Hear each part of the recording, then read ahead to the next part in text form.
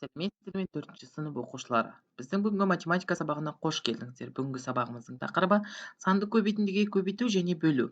Сабағымыздың мақсаты санды көбейтіндіге көбейту және бөлу ережесін қолдануды үйренесіңдер. Ендеше оқулығымыздың екінші бөлімін алып 7-ші бетін ашып қояйық. Біздің осы 90-дағы ортақ тақырыбымыз мәдени мұра деп аталады.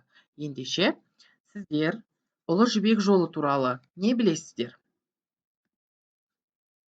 Экранға назар салыңыздар. Сіздерге мінекей Ұлы Жібек жолының картасы берілген. Ұлы Жібек жолы Қытайдың Шиян деген жерінен басталып, Шинжаң, орталық Азия арқылы таяу шығысқа баратын керуендік жол бағыты. Ұлы Жібек жолы көптеген ғасырлар бойы Европа мен Азияның мәдениеті мен өркениетінің ұштасуын қамтамасыз етті. Осы жолмен көптеген керуен жүріп өткен.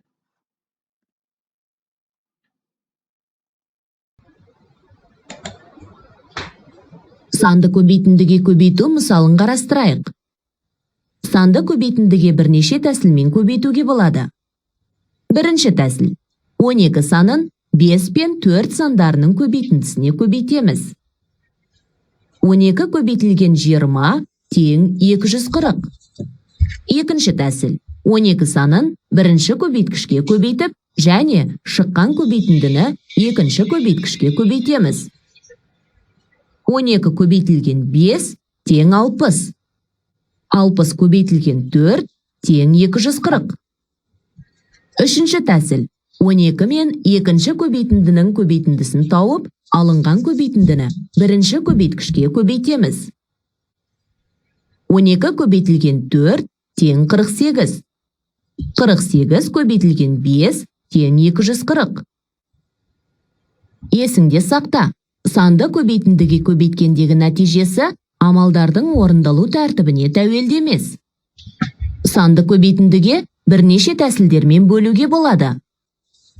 Осы тәсілдерді қарастырайық. Бірінші тәсіл. 81 санын 3 пен 9-дың көбейтіндісіне бөлеміз.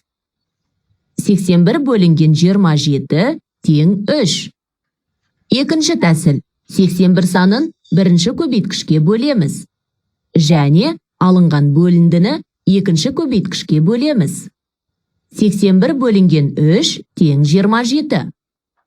27 бөлінген 9 тең 3. Үшінші тәсіл. 81 санын екінші көбейткішке бөлеміз. Және алынған бөліндіні бірінші көбейткішке бөлеміз. 81 бөлінген 9 тең 9. 9 бөлінген 3 тең 3. Санды көбейтіндіге бөлуде өзіне мейлінше ыңғайлы есептеу тәсілін таңда.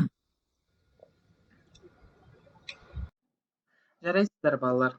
Ендеше осы ережені негізге ала отырып, оқулықтарыңыздың 7-ші бетінде берілген Ұлы Жібек жолын жүріп өткен түйелер санын тиімді тәсілмен орындап көрейік.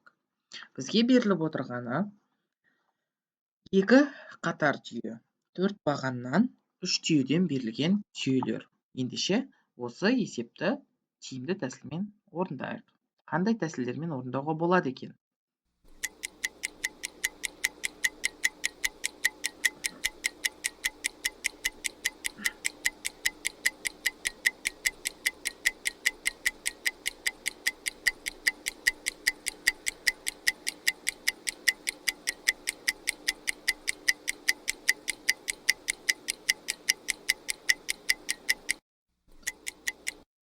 Жарайсыздар балалар.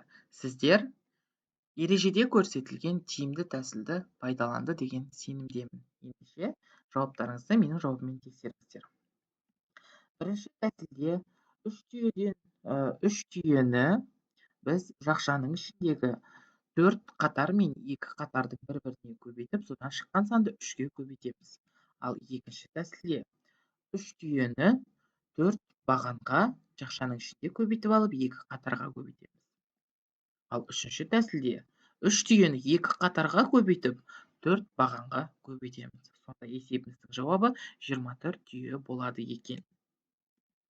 Сіздердің жауаптарыңыз менің жауабыммен сәйкес келеді деген сенімдемін. Енді келесі тапсырмаға назар салсақ. Келесі тапсырма сіздердің оқулықтарыңыздың 8-ші бетінде берілген.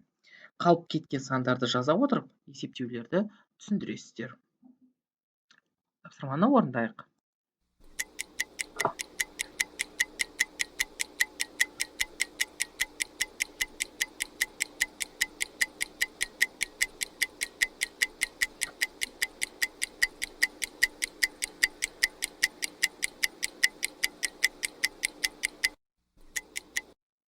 Жарайсыздар, балалар. Сіздер ережеде берілген мәліметтерді тиімді қолданды деген ойдамын. Есепті тиімді тәсілмен орындады деген сенімдемін. Ендеше жауаптарыңызды менің жауабыммен тексеріңіздер. 64 бөлінген 4 көбейтілген 2 есебі өрнегі бізде беріліп тұр.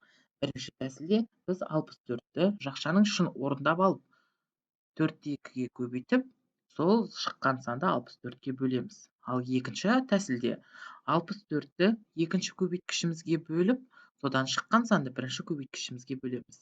Ал үшінші тәсілімізде 64-ті бірінші көбейткішімізге бөліп, содан кейін содан шыққан санды екінші көбейткішімізге бөлеміз. Келесі тапсырмаға назар салайық. Келесі тапсырмада тиімді тәсілмен есептеу керек.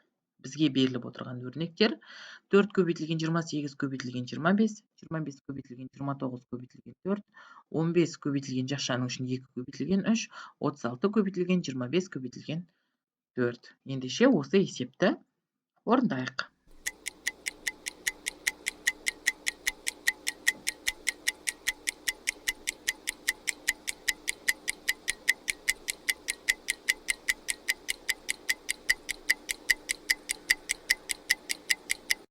Жарайсыздар, балалар. Өте тамаша. Сіздер бұл есепті де тиімді тәсілмен орындады деген ойдамын.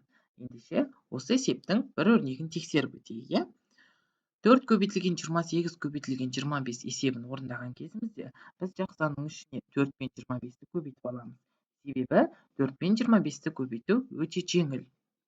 Сонда одан шыққан сан, яғни 100-ді 28-ге көбейтіп, есептің мәні 2800 екенін тез табуға болады.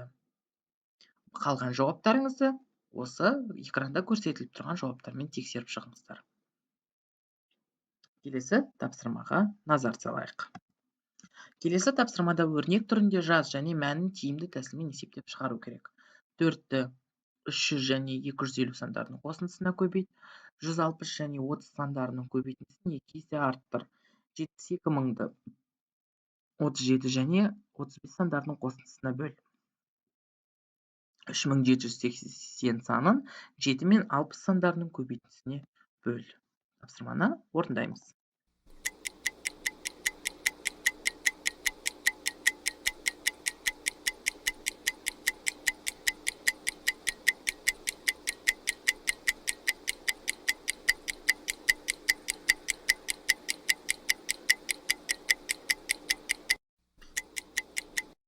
Жарайсыздар, балалар. Сіздер сабақ басынан бастап осындай есептер шығарып жатқандықтан, бұл есеп сіздерге ешқандай қиындық тудырмады деп ойлаймын. 4 көбейтілген жақшаның ішінде 300 қосылған 25, 250 есебін орындаған кезімізде 4-ті 250-ге көбейтіп аламыз, 4-ті 300-ге көбейтіп аламыз. Ол шыққан екі санды бір-біріне қосамыз. Жауаптарыңызды экрандағы жауаптармен тексеріңіздер. Бүгінгі сабаққа белсене қатысқандарыңызға алғысымды білдіремін.